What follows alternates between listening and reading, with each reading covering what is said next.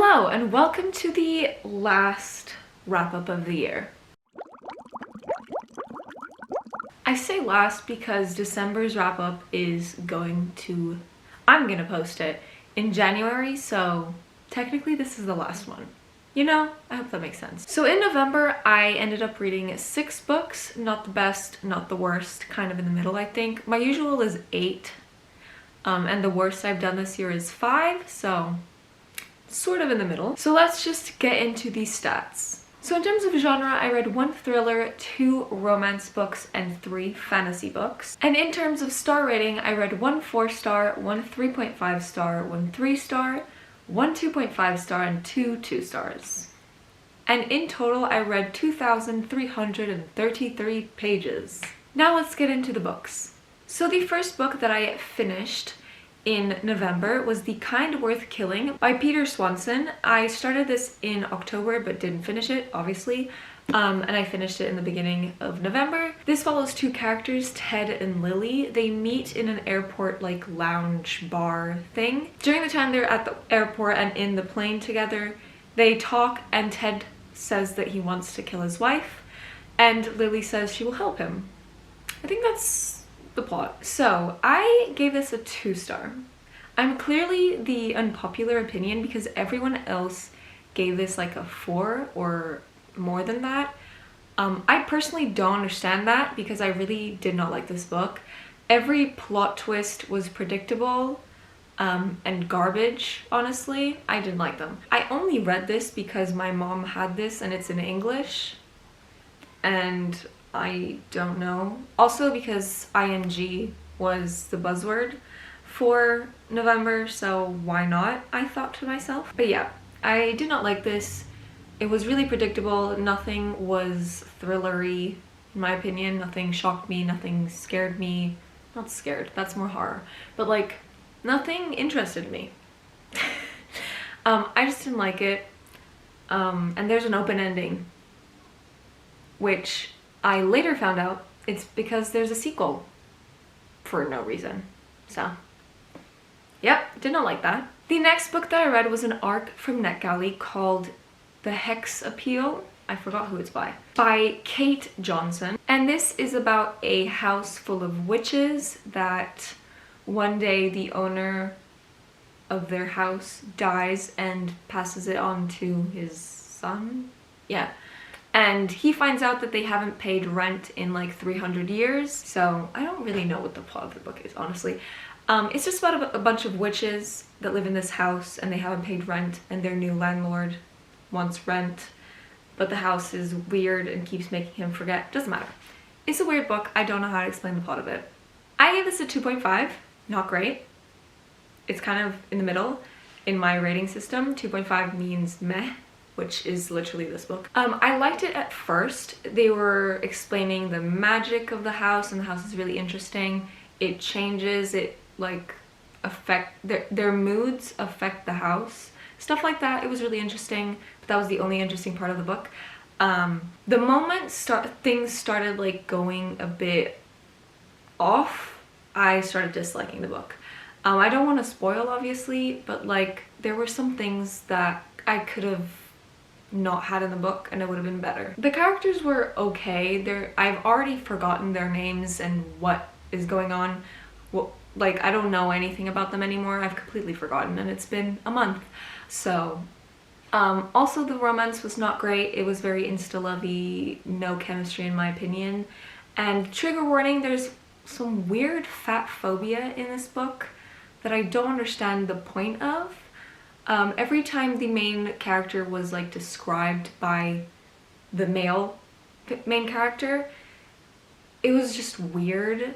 There was one quote that I remember that was like, she was walking downstairs and the stairs didn't buckle with her weight, so I think they're fine. Something like that. It was so weird and I didn't like it. Yeah, just overall not for me.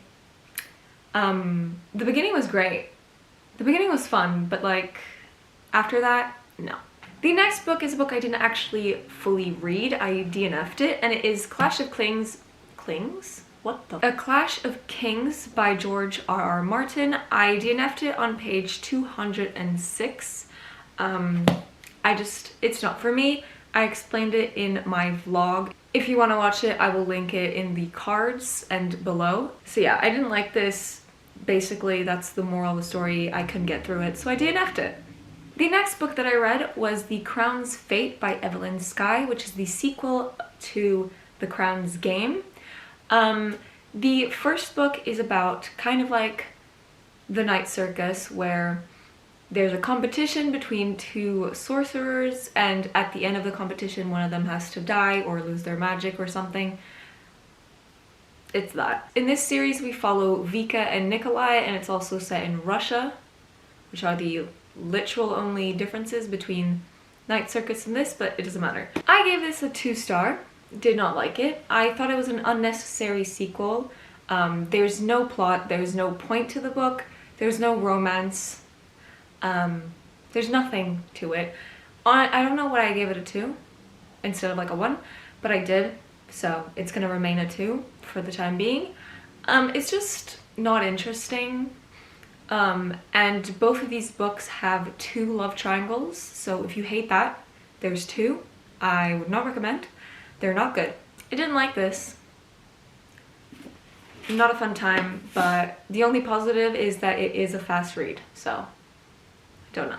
The next book that I read was The Heroes of Olympus by Rick Riordan, the last book of the Heroes of Olympus. Thank God. Did I say Heroes of Olympus twice? I don't remember. Blood of Olympus is the book. And this series follows Percy Jackson again when he's slightly older, and it is about the other camp for demigods, which is called Camp Jupiter, I think. And the like leaders of each camp, aka Percy and a new character called Jason, they swap places, forget their memories, and then stuff happens. I don't know. This is the last book, thank God. I'm not really a fan of these books anymore. Yeah. Again, the video that I posted recently, my vlog, explains all of this. But I ended up giving this a 3-star. It was okay. It's not my favorite series in the whole world. It's enjoyable, but like, I don't think it's for me, because in my opinion, nothing really happens in these books except for like the end and a little bit here and there, but like not worth 500 pages, if that makes sense. Like most of the time they're just in their little ship thing talking, and I just don't care about the characters anymore. So yeah, objectively good, but like not for me. That's why it's a 3. The next book that I read was Where the Drowned Girls Go by Seanan McGuire. This book is slowly falling. If I hold it, it pops out. This is the 7th book in the Wayward Children series, which if you have never heard of this series before, this is a very popular series, which is about a bunch of children that go into magical worlds, and when they come back, they can't really adapt to being back in the normal world, so they go to special schools, like the main school in the first 6 books, called Eleanor's Home for Wayward Children or something, or to the school that is what this book is about, which is Whitethorn Institute. They're very different schools. One is much better than the other, in my opinion, and the characters' opinions too.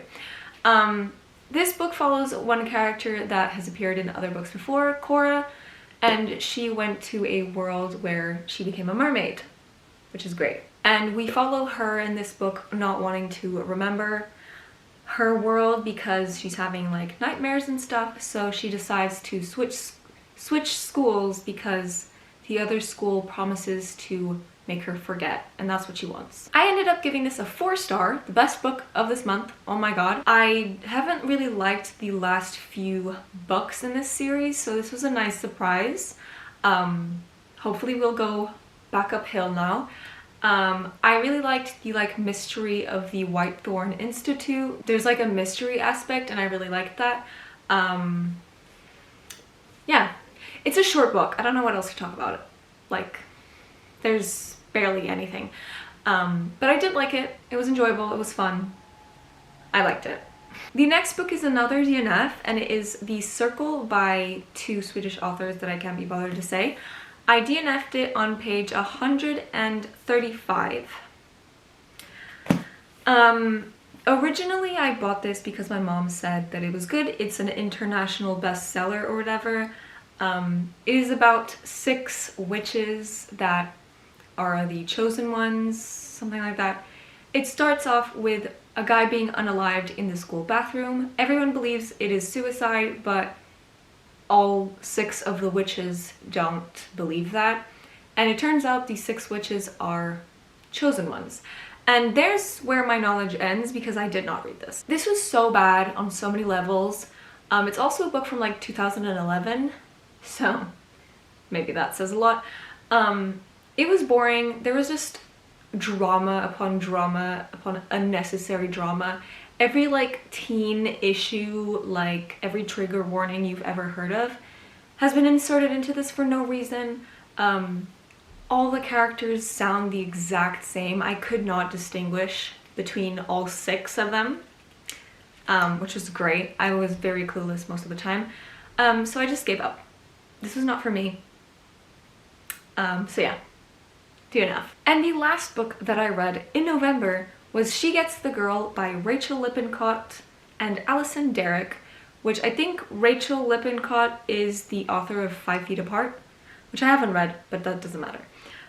It's a famous book. And the 2 authors are married, I think, which is really fun. This follows 2 characters, Alex and Molly. Molly has been in love with a girl from her school called Cora, and they're going to the same university, so she wants to finally, like, get with her, I guess. And Alex has been dating this girl, Natalie, for some time, but is kind of a player, so she wants to prove to Natalie that she's serious, so Alex decides to help Molly get with Cora. I really love books that are like this. One of my favorite books that is kind of like this is Perfect on Paper. One second. This book, because it is kind of similar. In this one, she gives the guy advice to help him get back with his ex, and in this one, she's also giving advice to help the girl get with the girl she likes. They're kind of similar, and I kind of like that. You know, I don't know, it's like a trope I like. I gave this a 3.5. It was good, it was enjoyable, but like it's super predictable, and I'm pretty sure I'm gonna forget all about this book sometime soon. This is like the embodiment of a palate cleanser. It's so fun to read, but like after, I'm not gonna remember this that well. But it's a fun book. I really liked it. I really related to Molly because she loves to organize and she's very socially anxious, which same. And I think a lot of people would relate to that. So it is a fun book. I would recommend it, but like it's kind of forgettable. So these 5 books plus the ARC were all the books that I read in November. I didn't have the greatest reading month, but that's my own fault. For reading books I wasn't really interested in, except for She Gets the Girl. That's like the outlier. But yeah, I've read these. Goodbye. Most of them are going to be unhauled. So yeah, those are all the books I read in November. Again, sorry if I did not like your favorite series, aka Percy Jackson or Game of Thrones kind of. They're not for me. Don't hate me. We all have different opinions. But that is everything for today, and I'll see you in my next word video. Bye!